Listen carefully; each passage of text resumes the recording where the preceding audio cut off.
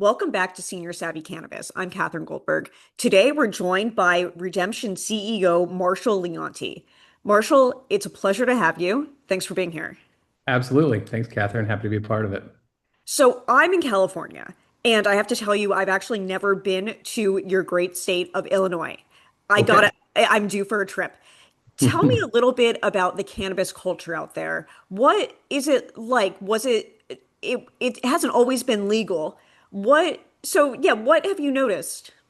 We started looking at this opportunity back in 2020, 2021. That was right after the round of the social equity craft grow licenses were issued. Everything that I had heard about Illinois when I visited was confirmed. Basically, they had really high prices and really bad weed. I mean, I hate to just kind of call it out like that, but that's really what I was seeing. So from a consumer standpoint, I'm like, man, how could they be paying this much and not getting this? And then from a potential producer standpoint, it's like, okay, the customer has said we're willing to pay, a premium price for this stuff. Now let's just give them the quality that they deserve in that price point. So that's kind of how everything articulated for us. It is a very new market out here in Illinois. Again, medical since 2015, but rec was only approved in 2019. And then it was, a little bit after that that the dispensary started coming online. And then even further down the road, that craft grows started coming online. Obviously, in that initial onset, those producers were part of the medical scene, MSOs, multi-state operators. I'm sure you're familiar. So they really controlled the entire cultivation and distribution space. And then it wasn't until early 2020s that the little guys started coming along and offering a differentiated product. So I guess to kind of come back to your question specifically, market very new, very much still in its infancy. People are just learning about the different types of products. In a mature market, I usually expect to see somewhere around 15% concentrate sales somewhere there. I think we're still sub 10 here in Illinois. So, a lot of learning, a lot of people coming familiar now with cannabis. It's a fun space to operate in. I will say, very much the most regulated environment that I've ever participated or been aware of. Illinois definitely, has their thumbprint on a lot of things that we do, and they're very much involved in the operation. So, lots of fun stuff that we're dealing with, lots of cool challenges. But again, with it being such a new market, we really had an opportunity to come in here, put our flag in the ground with the quality foot first. That's really where I come from. I'm a connoisseur my whole life. I've been a consumer of cannabis. That's over 30 years now, which is pretty crazy, that I've been consuming. So being able to bring that passion, assemble the team that we did, launch in a state that is desperately in need of a quality standard, all those things kind of played into the opportunity, and we have found our niche here in this market. Love it. So, two follow-up questions. Please. One, in California, these kind of big cannabis grows cut a lot of corners, and then the weed turns out pretty crappy. There has also been a big slide downward since I was a medical patient first.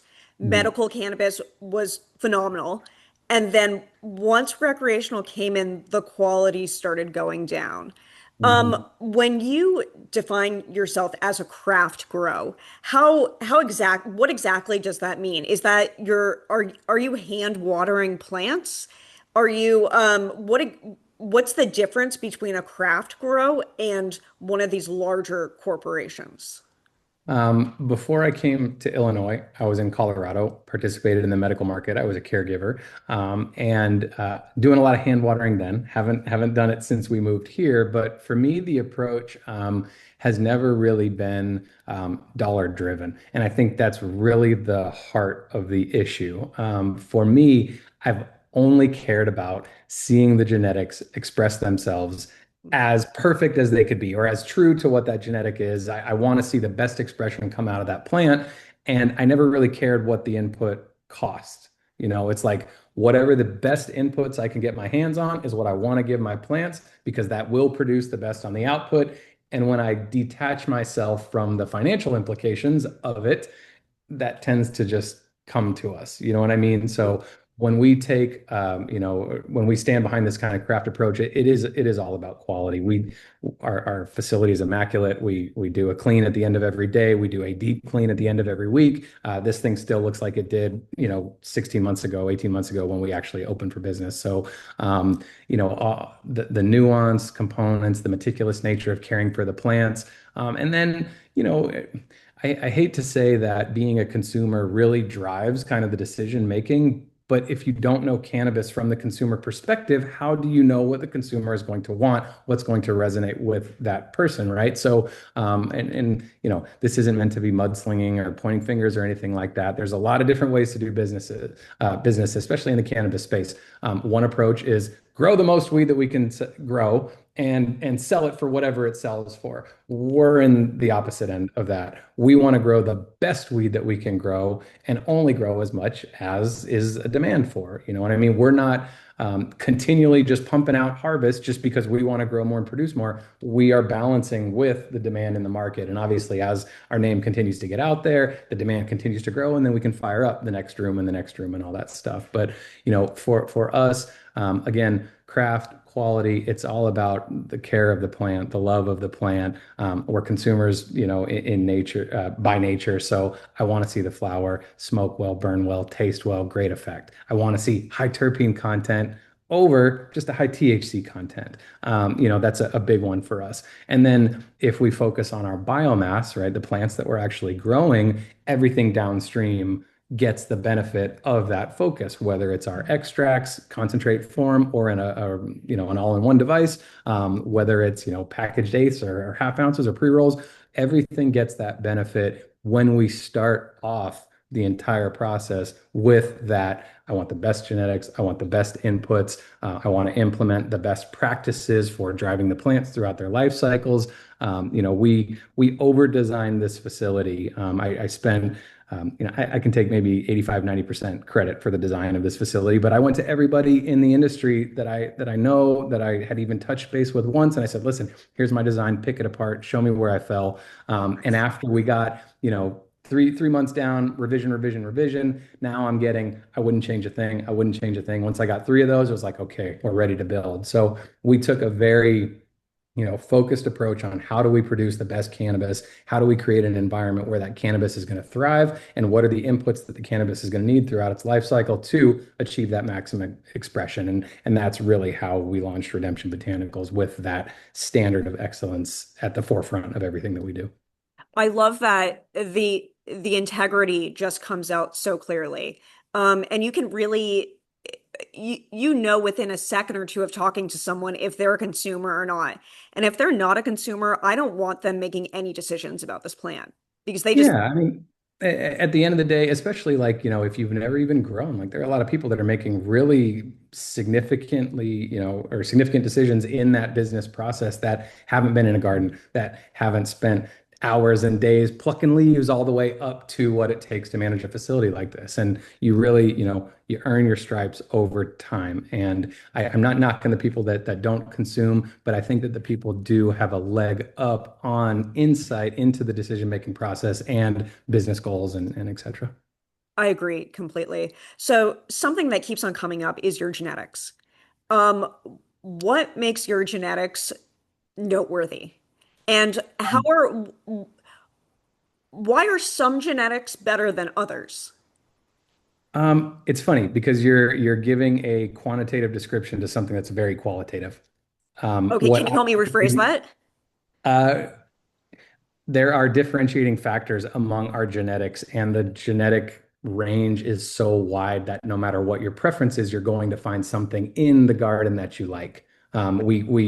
The goal when we're putting together our library, our genetic list, basically that we grow from, I want to have a terpene expression that covers the gamut of every single taste and flavor of cannabis that's out there, whether it's something that's really orangey and high in the citrus side, all the way to the super dank and the funky and the skunky and all that kind of stuff, and everywhere in between, So as consumers, we love the variety that cannabis provides. So I want to have an offering for the state of Illinois that reflects the variety that cannabis can, show up in. So that is really kind of the forefront principle on how we're selecting genetics. I don't need 20 strains that pretty much look and smell and taste the same, right?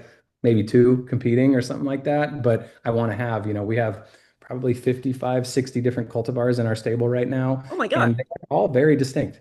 Very Wow. distinct. There's a little bit of overlap in some, but affect the way it grows, the way it looks, the way it smells, taste, all that stuff. It does differentiate across the different strains. So having that, ability to service the taste of a customer, regardless of what that taste is, that's our goal, right? Like I don't ever want to, have somebody go, oh, well, I like this style of cannabis and you don't have it, right? We just want to make sure that the menu is robust enough such that those strains are coming out to service everybody. And then even when you take that a layer deeper, that's just flower, right? Then you have solventless extracts, you have hydrocarbon extracts, you have joints and packaged flower and the whole nine and everything that people like to get into. So having that base strain list and then being able to extrapolate that over the product segments, that's really how we've been able to put together such a robust offering where there's going to be something on the menu that entices you if you're a consumer. That's fantastic. I have been on the hunt for sativas. I Okay. noticed that sativas became a bit less energizing, and I kind of did a deep dive into why that is. And I realized it really comes down to these great genetics, great growing practices, great drying and curing practices. Um, Mhm. can you tell me about maybe one or two of your energizing flower options and what that's like? And then can we also get into I hear that the cure is a bit romanticized. Like we talk all about like the cure, and some people think you need a long cure, some people think you need a short cure, some people aren't curing at all. Where do you guys come down on that and why? Cool. Two questions. So first, we'll get into what strains we have that kind of hit that sativa mark. I do want to just throw a caveat out there Of that course. when we're being true to form, sativa and indica are characteristics of growth and Of of the course. plant, right? So So so flowering time. if we're looking at a plant that is high, let's say in terpinolene or high in pinene, and Mhm. maybe very little myrcene, that's what I'm speaking of. Absolutely, and I think you hit it spot on there. Yeah. Like the It, it, flavors and the terpenes, that's really driving it. I heard someone explain it one time that like if cannabis is a rocket, THC is the booster that gets you up, but the terpenes are the coordinates that are going to point steering you. for how yeah, Exactly. exactly, Or do right? you So still label it there? Like when it was so when I go into a dispensary, there's like a sativa side and there's an indica side. And no matter how much I say that these are not accurate, no one really mhm. reorganizes their shops. So No, are we it's still it's a it's tough not hill to going climb. anywhere, but the connoisseurs get it. Is that sort of Totally. where we are? Yeah, absolutely. And I think, over time, people will understand it more. I mean, at the end of the day, and this is no knock, right? We all have our own preferences, and a lot of people see cannabis as like, hey, I'm looking for a buzz at the end of the day. There's also a group that wants to experience all of the nuance and see it, touch it, taste it, feel it, the whole nine. That is really the segment that we're going after. Mm. And that segment is receptive to this kind of information and they want to learn, they want to understand those distinctions. So very hard to move the needle on the market as a Do whole, but there you, are definitely a lot on of your people out boxes, do you list like the terpenes? Is it easy to access? Here, there. We it's kind of do. a pain. You have to scan the COA. No, You, we do. Yeah, right on our labels, on all our wow, dynamics, it says top three terpenes, and then it shows nice, the percentage of terpenes in the flower. So you at least get to know the one, two, three, and then what that total terpene percentage is. brilliant. As far as like what flower that we have, when I talk about sativas, really I'm thinking about the stuff that tastes high in citrus, bright flavors, lemon. I know bright isn't really a description of a flavor, It but to is. me, bright, it's impactful, right? It's uplifting. It's wow. It's not like whoa, dank, and makes me want to chill, but we've got a really good one, Super Booth. That's pretty much common around the nation. People Yeah, like that one. That's yeah. really high in kind of that tangy. Got a little bit of funk on the back end. We've got a pink melons and a watermelon hurricane, both really bright. Oishi grows like an indica, short and stocky, but it's nothing but limonene coming off of that thing. I mean, it is just lemon mouth watering. So there's definitely a segment of our strains, and what's actually really cool, and something I'm proud of. The watermelon hurricane and the pink melons, those are the lowest two testers. Nice. We're testing What 14 to 15% THC on that. that, And no buyer wanted a piece of it yep. until we started sending all their staff pre-rolls.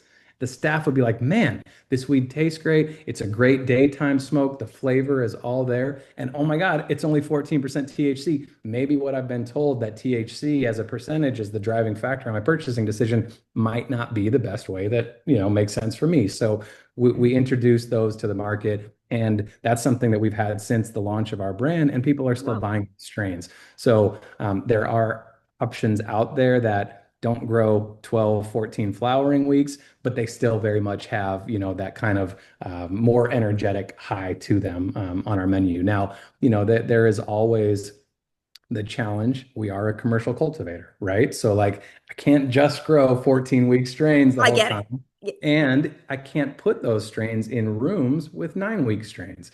So like we also have a cycle of take clones, fill up this room, harvest this room, fill up this room, So like you do have to balance that stuff.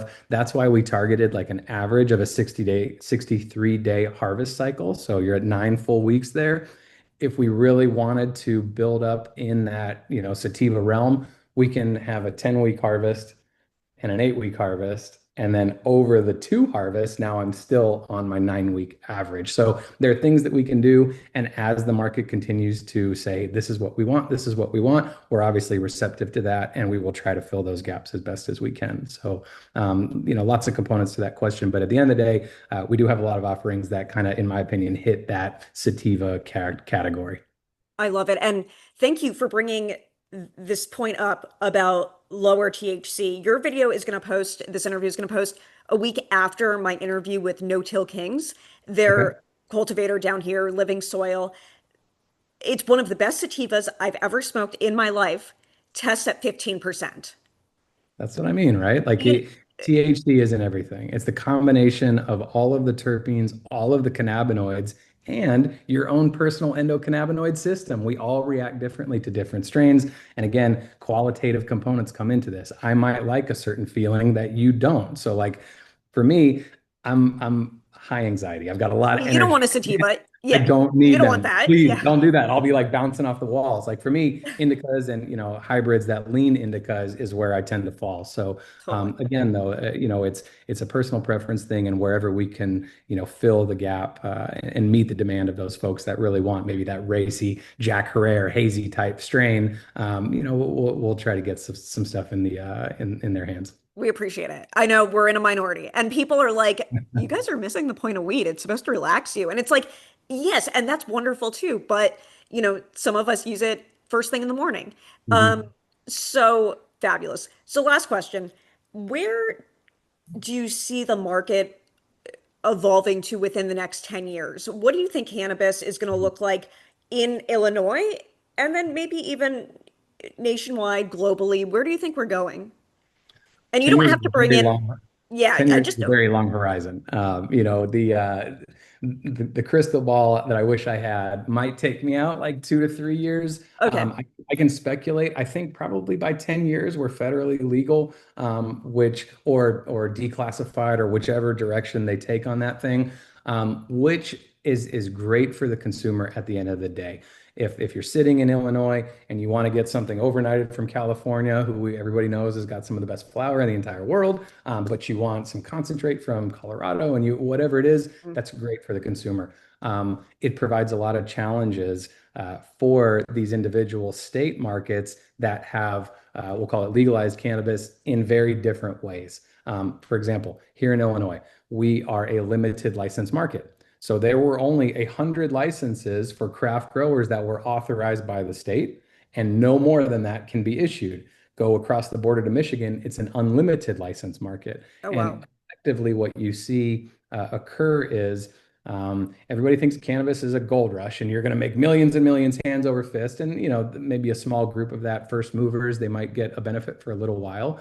But typically, when a new market opens up, especially in an unlimited license market, massive influx of capital, tons of cultivation, supply goes through the roof, quality standards, as you've indicated, tend to Mm. slip, and now all of a sudden we're in a race for the bottom.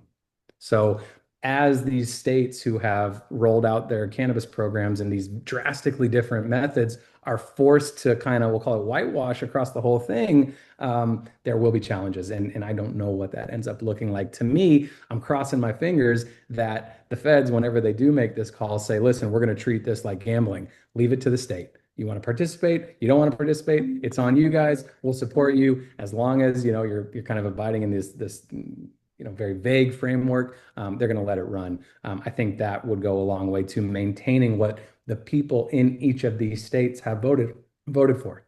There's a specific structure that was approved by the state. People voted on the thing and passed it, right? So like, let's let the states keep their own things.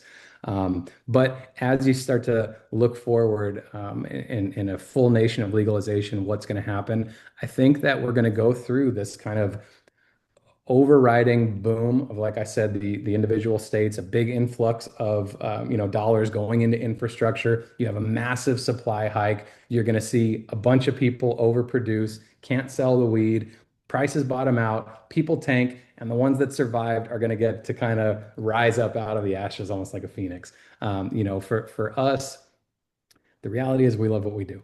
We'd be doing this anyway, even if it was in my garage or if it was in my basement or if it's in a facility like this. So I think the people that are really true to the plant and just love every aspect about it. I hate to get cheesy about this stuff, but we really do love the plant around here. And those folks are going to find themselves able to sustain where others won't, because it's not all about the financial component. It's a way of life. It's about bringing joy into other people's lives. I don't want to deviate too far, but one thing I like to kind of nerd out on at the end of a night after like a big dab is like how many interactions are happening right now with people sharing a product and enjoying a time. I'll never know who they are. I'll never be privy to the conversation they had, but this whole experience was driven around a product that we produced and we put in their hands that they got to enjoy and share with friends and all that stuff. So I think that when you get to a level of enjoyment of cannabis like that, those folks are going to be able to ride the long term. They're going to be able to stick it out when maybe other people are folding. But it's still very much a question mark, with the feds. And I mean, just globally right now, there's a lot going on, a lot of uncertainty out there. So like we've got our blinders on, we're marching down the path, we're doing what we can. But as these additional states come online, as people have different opportunity, it's great for the consumer. A lot of uncertainty with the operators that have, put in a lot of time, money, and effort to build what we've built. Absolutely. Well, thank you just for sharing your philosophy with me, for creating such a fabulous product that I've heard about it from California. So I appreciate that. I That's think I great. need to come out and try it for This myself. is our latest. We actually have What is that? we're the only ones in the market that use these pop-vac jars. Oh, no, is that the with the is that the Yeah, magnifying glass at the bottom? it's not magnifying, but it is a Oh, clear thing, so you can well, actually see the cool. cannabis through there. But this actually pulls a full vacuum seal. When you tighten the lid, you'll hear it like kind of suck in, and then when you open it, it actually pops.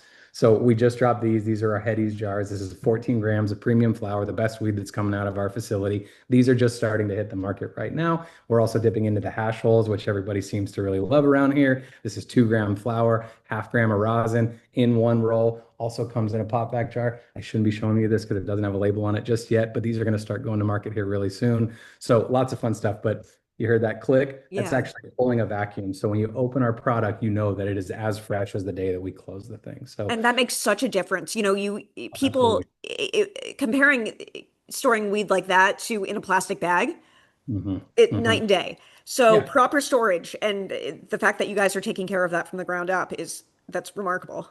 I appreciate that. We're excited. We want to make sure that everything that we do with our hard work and our energy putting in this plant, that it's still there in the jar when the customer gets it, whether it's a month later or 6 months later. So, no, I appreciate this. I think this is great. I was really, taken for a moment when you told me that there was such a big following in the segment that you kind of address, which is great. Most of the events that we're at we're not really getting to talk directly to that group of folks. So the It's like the fact that PuffCon guys. yeah, And they're fabulous. Yeah, we're just yeah, represent a different group. yeah, but which is great though. Like cannabis is for everybody. And the one thing Yeah. that I'll leave you with, I lived in Toronto for almost 5 years in my past life when I was a CPA, and there was a cannabis club that I used to go to. And whenever I would walk in the place, I mean, all demographics, everybody across the board. It doesn't matter age, race, sex, the whole thing. I mean, we're all there represented. We're all having a good time. rallying around this plant, and that uniting capability of cannabis is really one of the things that we love. And when I get to hear that there's this segment that I normally don't get to interact with that has an affinity for our product, they've heard about it, they're seeking us out, like, we get the warm and fuzzies. And when you reached out to me and sent me that email, I told all the team, and it was like, wow,